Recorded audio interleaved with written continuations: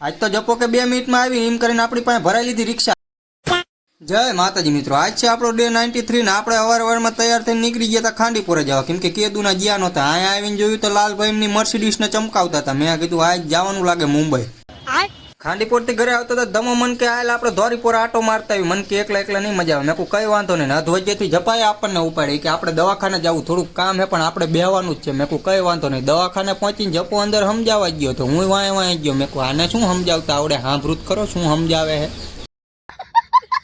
એટલે અમારા રમેશ કાકા હાથ પાડીને કે અમારા બેનો વિડીયો લઈ લઈને એમ કહેજે કે ગોર અહીંયા માખ્યું આવે। અરે મધ માખ્યું લાવી દેવી। પછી આપણે રિક્ષાનું સેટિંગ કરીને જ રાખ્યું હતું, એટલે અંદર બધું ખુરશી બુરશી ભરી દીધું। જપો ઘડીક દેખાણો પાછો ગુમ થઈ ગયો, એટલે આપણે ગોતવો પડ્યો। મેં કહું ચાઈ ગયો ને અહીંયા બાય ડોક્ટર તેજપાલસિંહનું બોર્ડ મારેલું, અંદર ડોક્ટર જયપાલસિંહ હતા ને કે 500 કરોડ આવવા દો આપણા ખાતામાં। મેં કહું હા।